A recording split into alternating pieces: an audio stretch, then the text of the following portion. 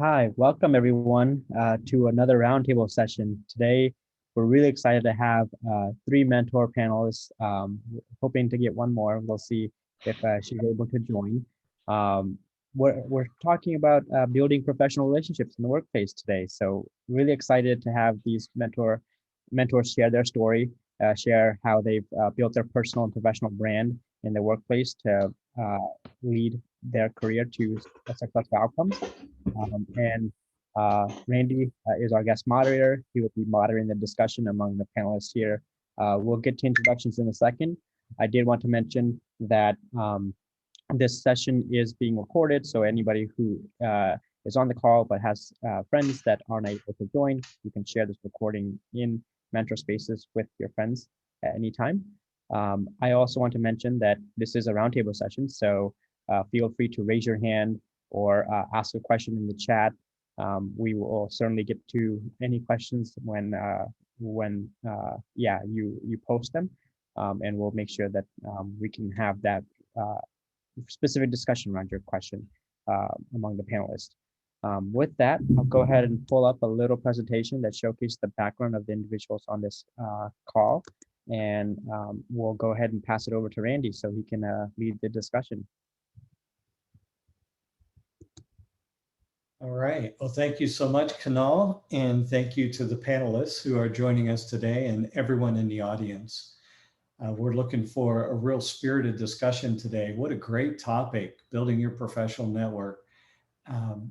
My name is Randy Emelo, and I'm the program strategist here at Mentor Spaces, and a little bit of experience doing mentoring and managing mentoring programs for about the last 20 plus years. I really look forward to our conversation today. And with us, we'll go ahead and have the panelists introduce themselves, starting with Amit. Hello, everyone. My name is Amit. I am currently Vice President of Partnerships and Strategic Initiatives at Casepoint. I've worked in a number of roles throughout my career in business and technology and finance. And I have to say that, the ability to create a personal network and being able to, that being a key to one's own personal and professional growth and career trajectory has been absolutely instrumental in my life. So I'm really excited to be here. Really appreciate the mission of Mentor Spaces. And so I'm excited to answer questions and be of service to anyone. Thanks, Amit. Go over, Patrick. Okay, I gotta add a picture. I thought I added a picture up on there. My name is Patrick Romero. I am Director of Talent Acquisition and Talent Strategy at Omnicom Media Group, Omnicom being the second largest holding company in the world. My career started off in the military, so I served in the U.S. Army as a military recruiter and civil affairs NCO, non-commissioned officer. Then I transitioned over into legal recruiting and did that for a few years, and eventually landed in advertising and media as a manager of talent acquisition, and just kind of worked my way up through the industry.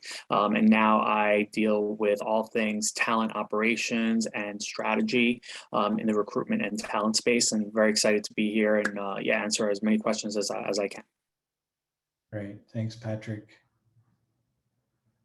Joseph. You can call me Joe. I work for GM Financial in the structured finance group.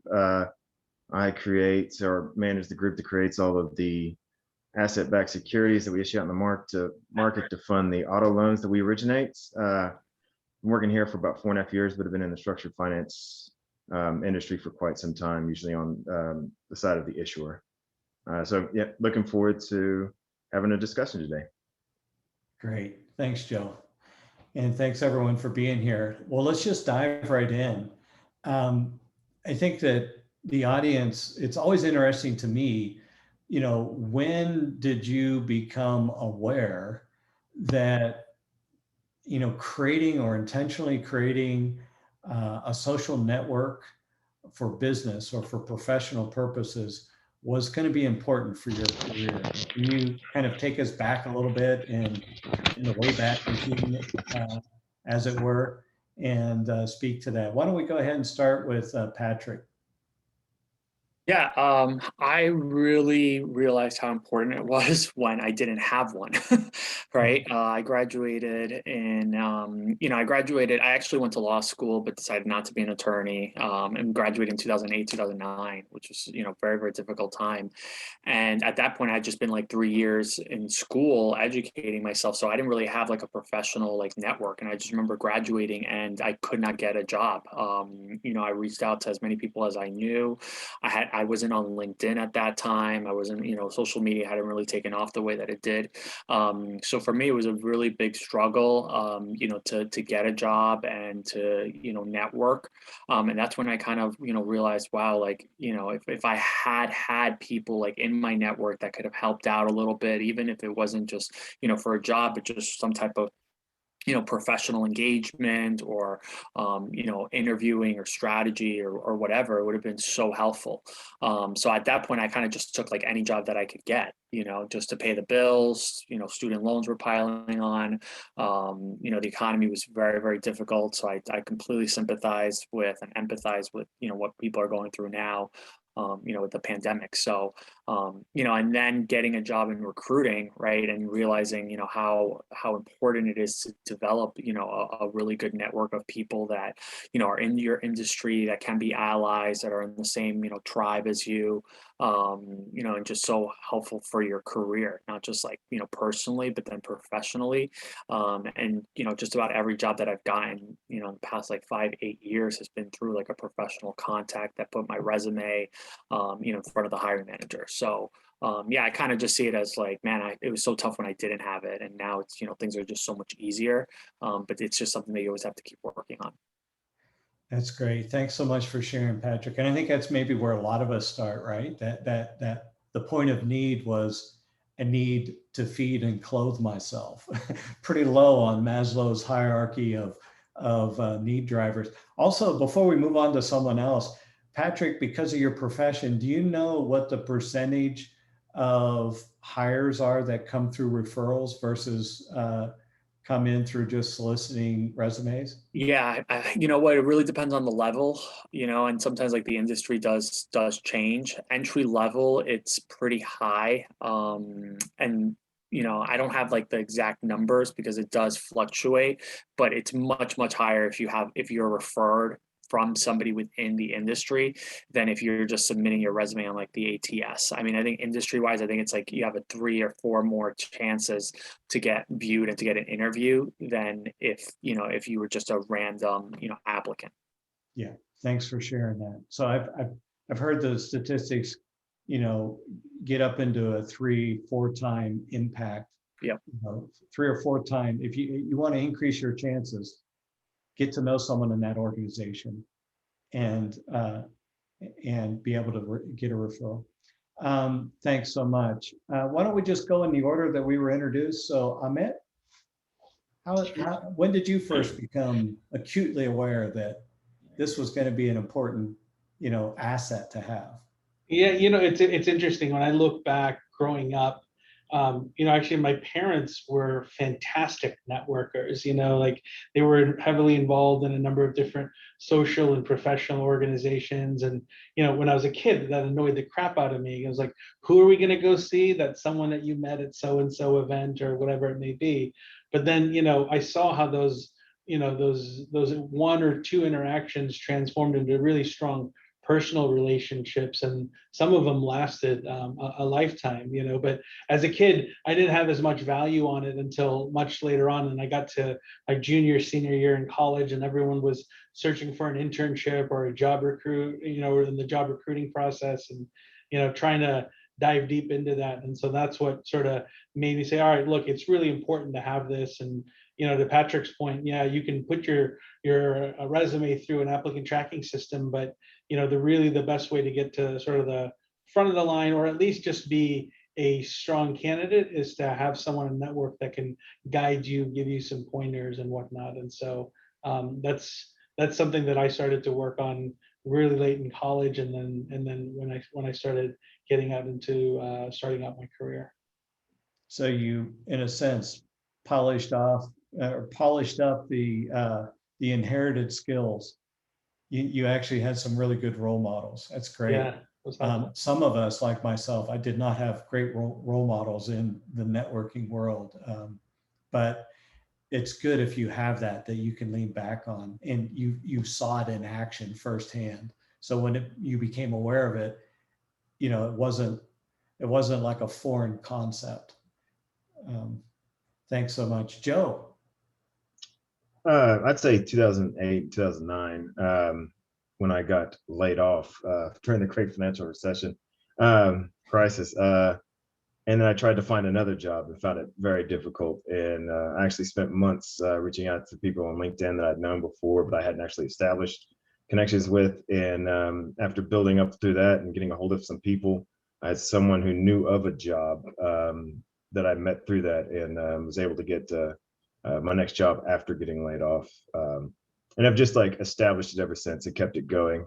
Every time I deal with like third-party banks, even auditors, every job I go to, you know, I try to expand it, mainly on LinkedIn, try to expand my network. And then I also keep people's numbers and randomly stay, you know, touch base with them, whether it be like on how their career is going, or just like in general, how the market might be going, et cetera, just to keep the relationship going. And like ever since then, I've probably, most of the jobs that I've gotten since then have been through those connections. But I would say it was out of necessity is when I learned to do it.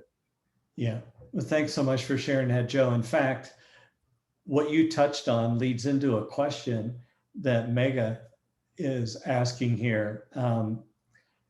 You know, how, in a sense, I'm gonna basically change the question a little bit, but if I don't get this question right, ask a clarifying question in the Q&A. But to the panelists, let's turn the question and actually look at it like, okay, you want to build a network. Is a connection a network? And how do you convert a connection point into, you know, a networking opportunity where that person actually could feed an opportunity to you? So basically, how do you basically, I think you were talking a little bit about that, Joe, about, you know, you went to people who you might have connected with or met with, but that's not the same as actually having someone in the network. So how do you qualify who's in the network, and how do you build that kind of relationship? I'd qualify somebody in the network as someone who knows my work product, the stuff that I've done before, as opposed to just someone I haven't chanced with. So either I describe to them what I do and what I do well, even if it's just by conversation, so that they know what my capabilities are. And then when that person could see something that I might be a fit for, something like that, then it'd be available to them. You know, you can't just talk with them about like lunch, etc. It should be a friendly relationship, but you should also let them know what you can do, and what your capabilities are and what you might be looking for if you're not currently doing it. That's fantastic. So Patrick, Amit, do you want to add to that? It seems to be a critical part of this. Like, so I see people take the, you know, kind of spray and pray approach to networking where they try to have as many contacts as possible, but that's not really what we're talking about, is it? Yeah, I think you know, it's good to, you know, have strategies. Like LinkedIn is huge, you know, but other social media, you know, channels, it can be just as important. You know, even creating like your own website, you know, you can do in your own blog, like your own way of, you know, reaching an audience. I think it's important to kind of be, you know, expansive. I think it makes sense sometimes to like kind of narrow it down to maybe, you know, your professional job, but there's also so many, you know, things related to your hobbies, to your personality, ethnicity, you know, sports. I mean, you can really slice and dice this in so many different ways and reach out to people that share those similar interests, backgrounds, if they went to the same school as you, graduated in the same, you know, year, or you know, I mean, had the same degrees, speak different languages. You know, there's so many different ways that you can kind of like approach this, and start kind of building, you know, and nurturing those relationships through, you know, either joining or, you know, different like meetups or different groups within LinkedIn. You know, following and contributing to any like conversations that they're talking about. It doesn't have to be anything that, you know, you have like a serious like degree in, or even if it's just like liking, you know, a comment that piques your interest. and just engaging in that way, kind of very like, low touch points, I think is kind of like the best way to start. And then just kind of keep building that up, as you kind of progress. I think that those are kind of like the beginning strategies that I would start with. Great. Thank you so much. Amit, can you add to this? Absolutely. I mean, the way I look at it is like there are multiple levels to one's network, right? So, I hate to use LinkedIn example, but let's say you have 500 or 1,000 contacts or whatever it is. Well, the reality is that, some of them you are really close to and others you may have met, at a one time, right? So there's different levels of quality or strength of that network. And, usually I kind of see it as you have people that are part of your personal network, your friends, your family, and it kind of extends on there. And then there's those that you meet maybe through a professional capacity or through school. And I think, the ones that you maintain regular contact with in person or via phone, there are certain ones that you'll want to maintain throughout the years. And it doesn't have to be a once a week thing or, but just from time to time, always checking in, seeing how they're doing, asking for time to connect, being respectful when you do connect with their time with them, in regard to their time. And then and it'll evolve. And the other thing I feel like it's really important in networking is that sometimes we come into it like, well, what can I gain from this situation? But flipping it into what can I give in this situation? How can I be helpful to this person? How can I be of service? How can I connect so and so? And I often find that when you're approaching it in that way, things sort of automagically happen when it is you when a time arises when you have a need, and people are much more willing to help you out. That's great. Really good advice that's being given. Do you intentionally grow your network? Or this is an open question, anyone can answer it, but is this something that you actually set an intention? And if so, how do you, what is that intention? And, how do you keep your network healthy in a sense? Yeah, I could start. Yeah, I do both. Like I do, intentionally and unintentionally, intentionally in terms of, going on LinkedIn, social media, following certain companies, certain industries, certain think tanks, you name it, like I hit that follow button. And then if it does appear in my feed, like, I mean, I have LinkedIn open up throughout the entire day. So, during my lunch breaks, during just different off times, like I'll, comment on something, like something. If it gets posted and shows up on my feed and it's interesting, like the algorithms are doing all the hard, labor in the background. So kind of taking advantage of that. And then, yeah, unconsciously, like, yeah, I mean, it happens, but I think you definitely need to like set, certain amount of time or dedication to continue to grow it and to develop it, because it is worth your time and energy and effort. Good. Joe, were you going to jump on that? Oh yeah, I was going to say, I try and do it intrinsically. As anybody comes out of I'm dealing with somebody, I deal with a lot of banks. As I meet them, I often become join mainly on LinkedIn, expand my relationships with them, and then I'll follow certain things like GM Financial is one of them, obviously, or other certain tasks, comment even in LinkedIn so that I can reach out. Like I've met people that I don't work with just by commenting on the same things, and then we get to having discussions after that. Yeah, I try to grow mine, maybe not as actively as others, but I try to keep it expanding, at least quality expansion.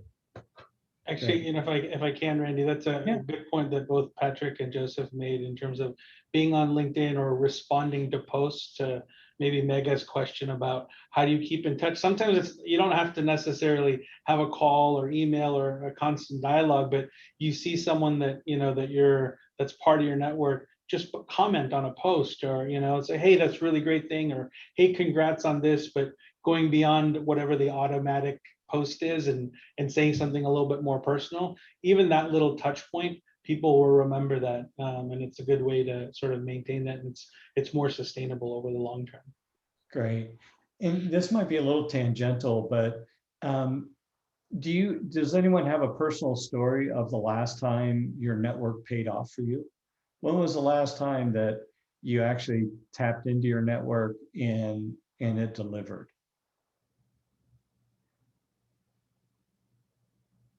Not my current job, but the one before. I got a much better job. The one that probably gave me the base that got me my current one. And it wasn't even like a network where I reached out to try and get it.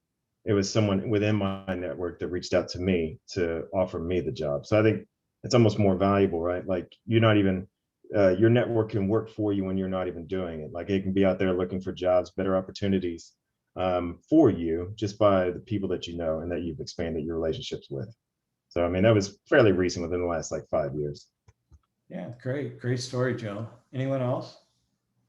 Yeah, I mean, just real quickly, like, and it didn't manifest into a position, but you know, just job offers that were just from, you know, somebody who knew me, who mentioned my name, put me in touch with somebody else, and then I got an interview, and so, you know, just things that are just happening.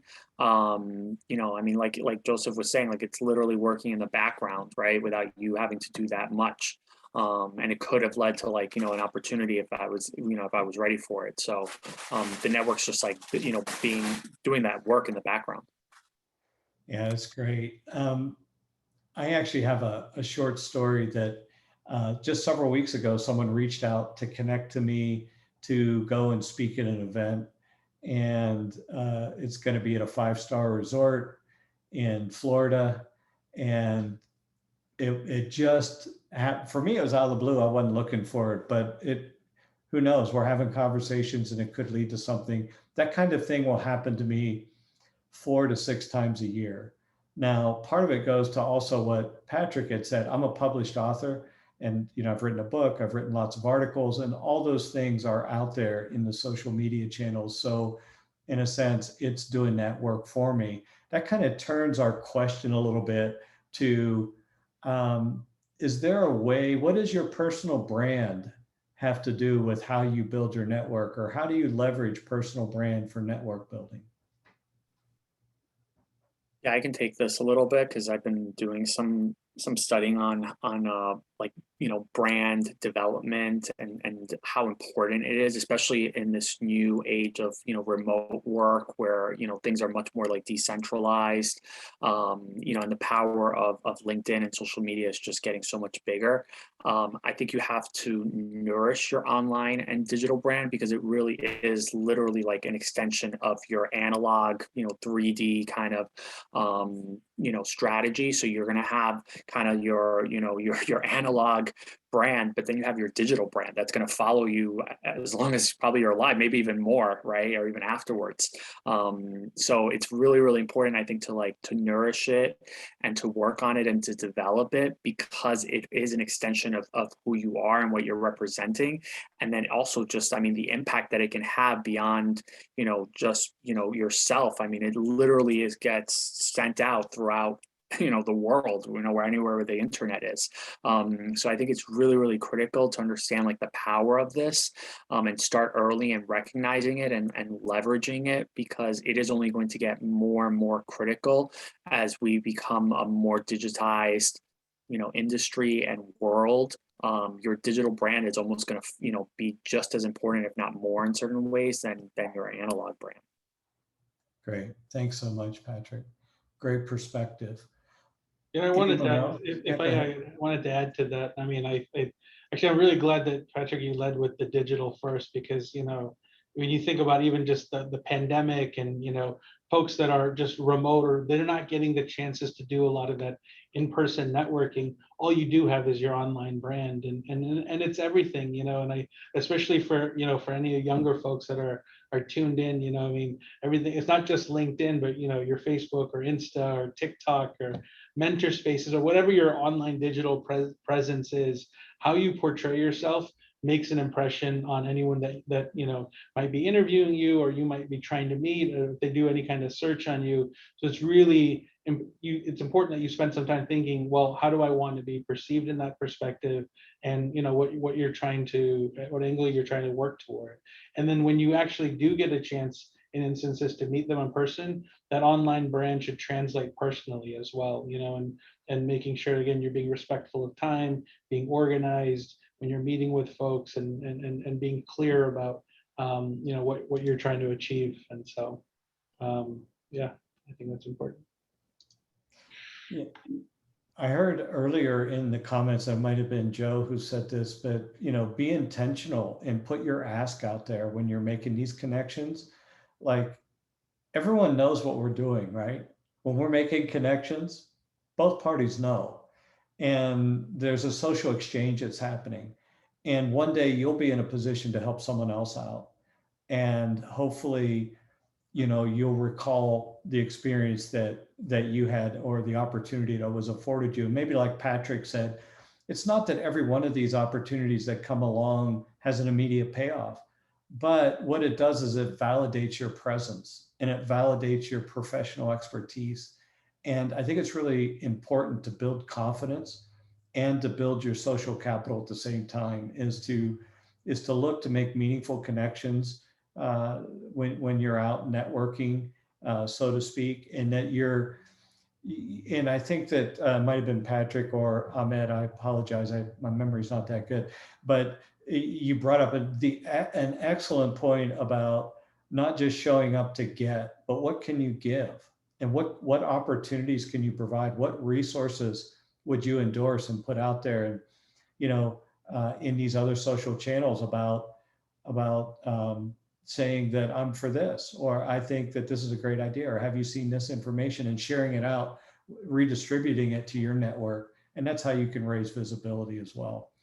I know that we only have a few minutes left, and we want to wrap this up real quick, kind of lightning round. How can mentors help increase someone's social network or professional network? Anyone can jump on it. I mean, as a mentor, just providing tips on effective ways to network, or how to manage your personal brand. I think once a mentor feels comfortable with a specific individual, then they can also introduce them potentially to folks within their own personal network. And I think those are three quick ways a mentor can do that for a mentee. Thanks, Matt. Powerful. Patrick? Yeah, just like amplifying, right? Just amplifying, growing that network, putting in touch with other people. I mean, if that one mentor has like hundreds of thousands of connections, man, you just increased your network by hundreds of thousands, like just literally with just one connection. And that's just the power of social media, and the power of what is available with digital connections nowadays. Great. Joe? Any parting comments? No, I would also say, just to add, that it's not just just for your benefit of getting a new job. Like I use my connections as well to help fill roles. So you have people that you've already vetted, it makes it easier to fill them into a job. So that's what I would add. It's not just for moving you up, but once you get up, it's to help you progress just by having more quality people that you can trust underneath. Yeah, excellent point. Well said. Kunal, I think we're done here. Can you take us out? Thanks, panelists. Awesome mentors. Yeah, really great discussion. Appreciate all of the thoughts and comments that you've shared here, and your stories for the mentees that are on this call, as well as mentees that will be listening to the recording, for those that weren't able to join. We do have another session next this Thursday at 11 a.m. This is all about developing your personal development personal development plan. So come to that session to start outlining your career milestones and goals that you can set for yourself at each stage of your career, from internship to becoming an executive. And mentors from our community will be joining that discussion to share their stories. One final note, if you are interested in connecting with one or more of these mentors on a one-on-one basis, we do have the ability to do that based off of their time and availability. So feel free to message us in the concierge channel on the app, just the tab that says concierge, and we'll make that connection if it makes sense from a time commitment perspective that the mentors have given us on the platform. So with that, thank you everyone for joining and looking forward to another discussion on Thursday. Bye everyone. Thank you. Thank you.